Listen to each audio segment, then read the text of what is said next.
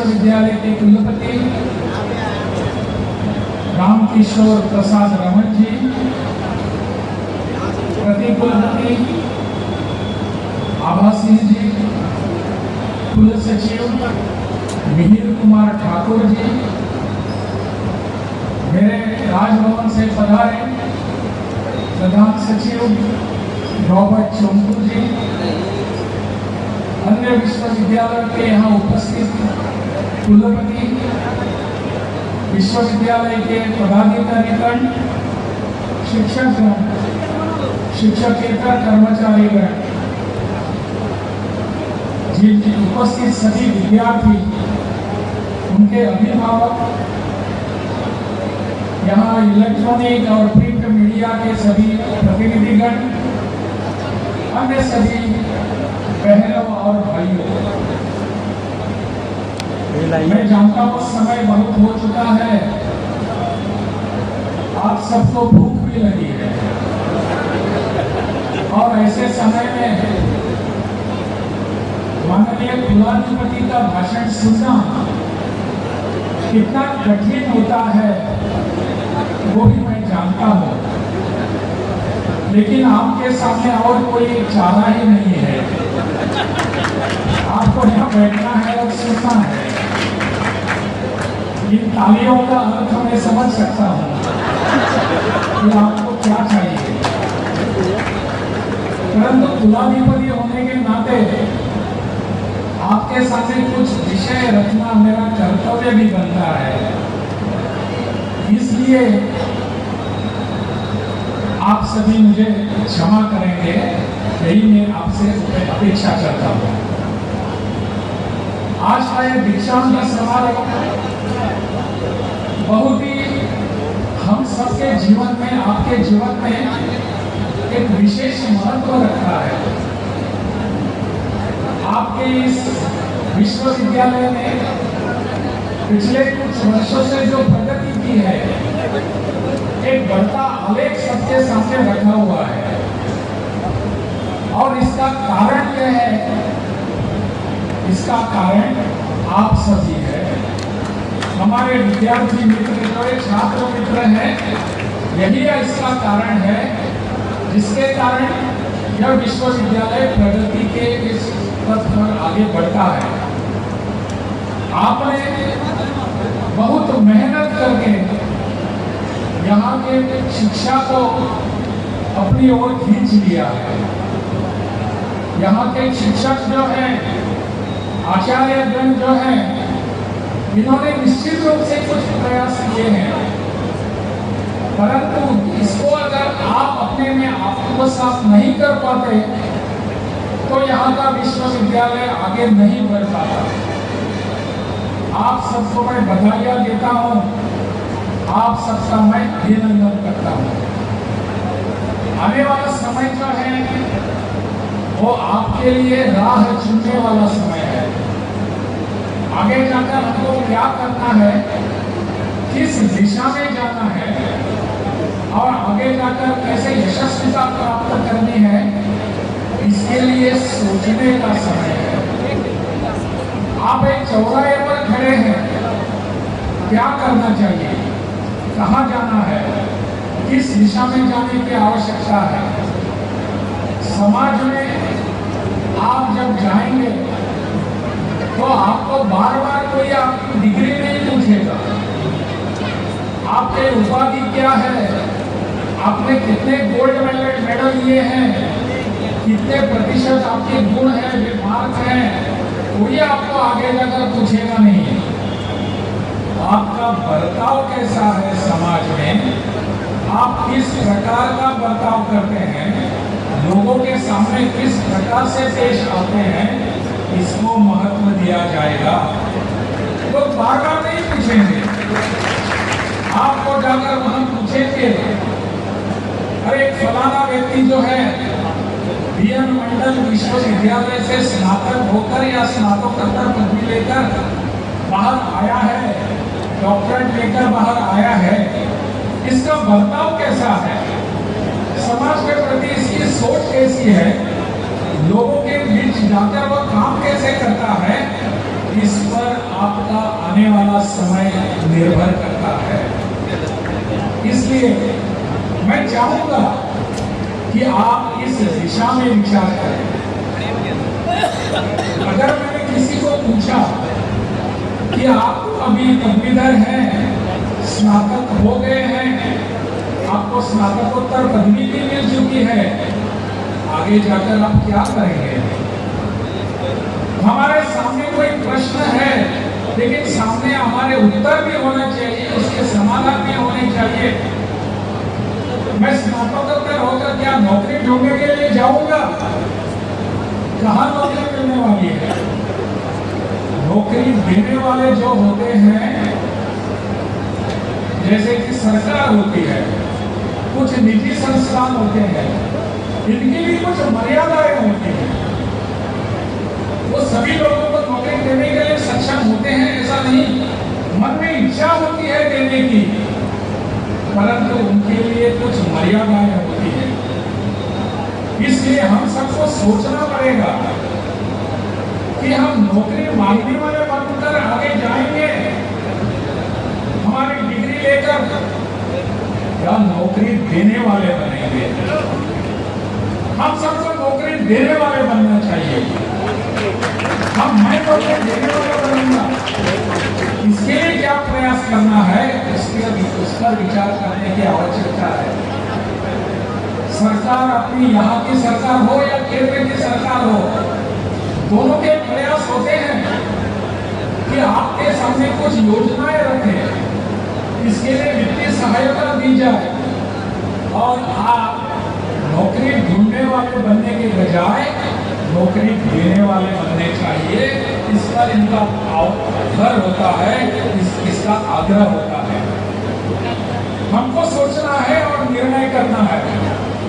यहाँ से जाते समय हमको यही निर्णय करने की आवश्यकता है। आप सब यहाँ आए हैं डिग्री लेकर जाने के लिए, परंतु यह डिग्री जो है, यह कागज जो है, इस कागज का अर्थ उपयोग मर्यादित रूप में है। आप इस दिशा में जाकर काम करेंगे, इस सब पर आपका भविष्य बनेगा। मुझे आशा है और मेरा आग्रह भी है आप सबके लिए कि आप इस दिशा में विचार कर लीजिए। आपने बीए इकोनॉमिक्स किया होगा, आपने बीकॉम और कुछ लेकर कॉमर्स कर किया होगा और कुछ लेकर किया होगा, आर्ट्स की डिग्री ली होगी, सोशल साइंसेस में आपने गोल्ड मेडल लिया होगा, लेकिन इस शिक्षा का उपयोग समाज के लिए हम क्या करेंगे, इसके लिए आज से सोचना है। यह दीक्षांत समारोह है, दीक्षांत यानी आप सबको दीक्षा दी गई है, लेकिन आज का समारोह शिक्षांतर नहीं है, शिक्षा का अंत नहीं हुआ। अलग प्रकार की शिक्षा आपको समाज में जाकर लेने की आवश्यकता है। समाज किस दिशा में जा रहा है, क्या करने हम जा रहे हैं, इसका विचार करने की आवश्यकता है। कुछ ही दिन पूर्व हमने इस देश का स्वतंत्रता दिवस मनाया। 76 वर्ष हो चुके हैं कि हमारे देश ने स्वतंत्रता प्राप्त की। सब लोगों के प्रयासों से ये स्वतंत्रता हमको मिली। तो 76 वर्षों में हमने क्या प्राप्त किया है, इसका भी लेखा जोखा लेने की समय यही होता है।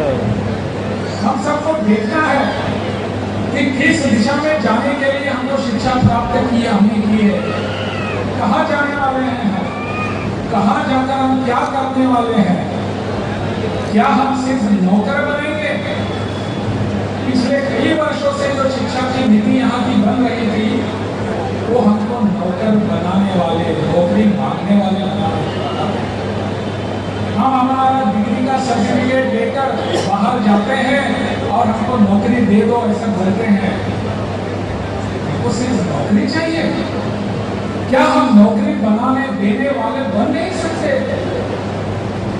हमारे सौभाग्य से पिछले कुछ वर्षों से जिस राष्ट्रीय शिक्षा नीति का यहाँ उल्लेख हुआ, जो 2020 में केंद्र सरकार ने अपनाई है, इस शिक्षा के माध्यम से अगर इसको हम ठीक ढंग से पढ़ेंगे तो पता चलता है कि हम नौकरी देने वाले बन सकते हैं, नौकरी देने वाले बनने चाहिए। इस दिशा में इस राष्ट्रीय शिक्षा नीति का जोर है।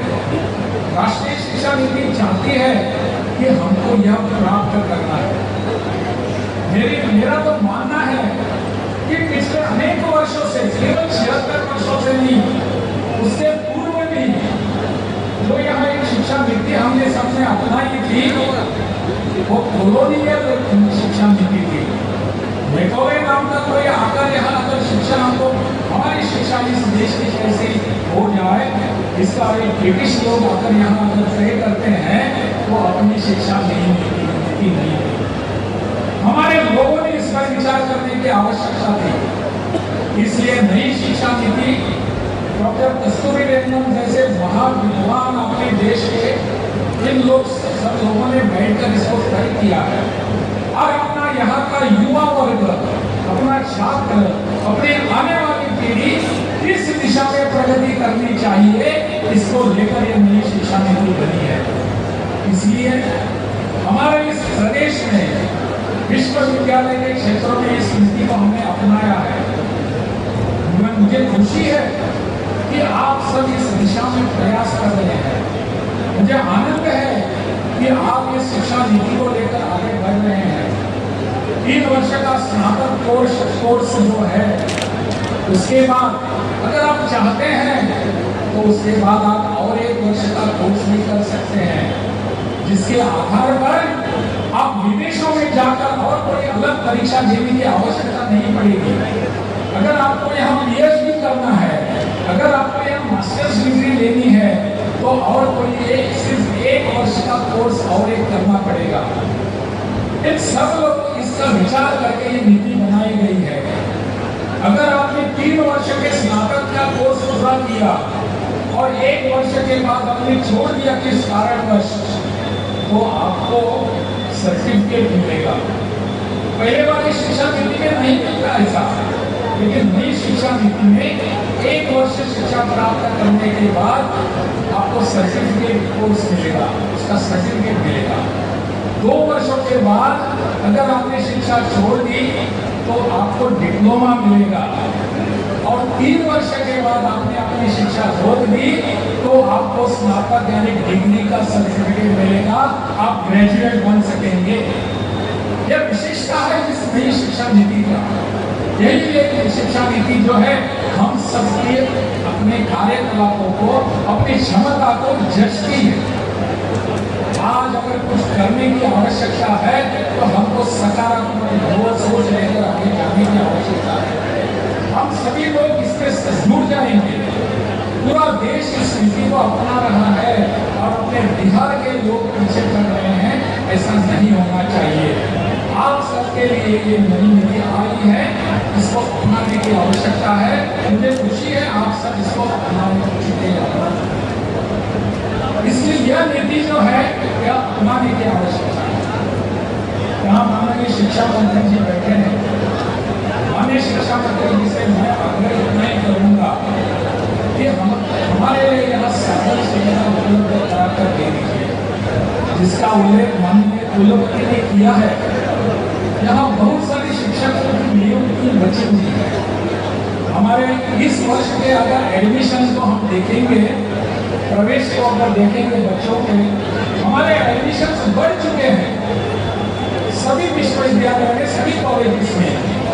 परंतु इसका अर्थ यह है कि हमको इतनी मात्रा में साधन सुविधा भी उपलब्ध करानी है, इतनी मात्रा में हमको शिक्षकों का भी उपलब्ध कराना आवश्यक है।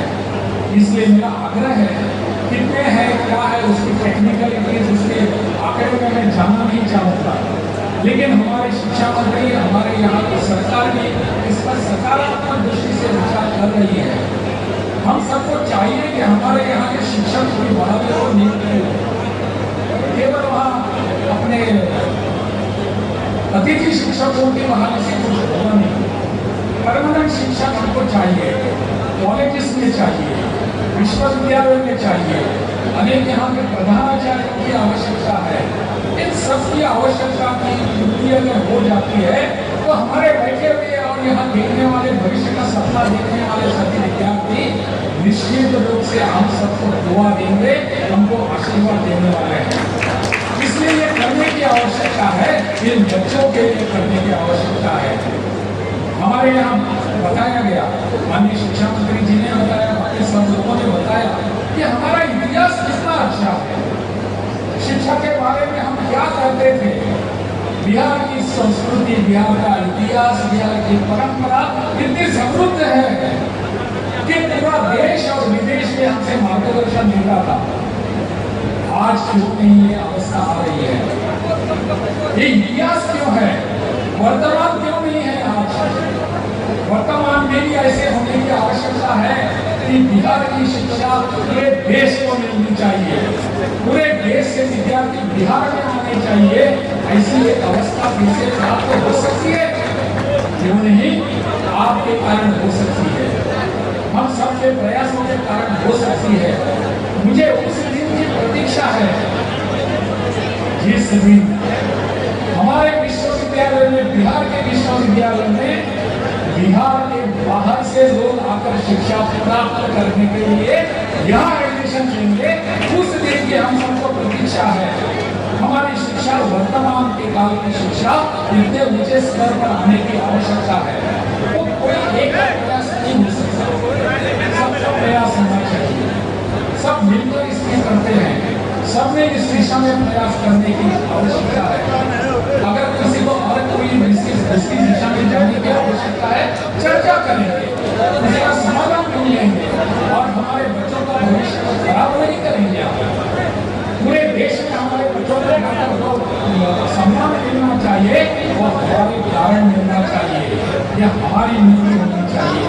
इसलिए मेरा आग्रह है सब लोगों से, आइए सब मिलकर इस शिक्षा नीति के पीछे खड़े रहकर प्रयोग पूरे देश के लिए हम दे सकेंगे।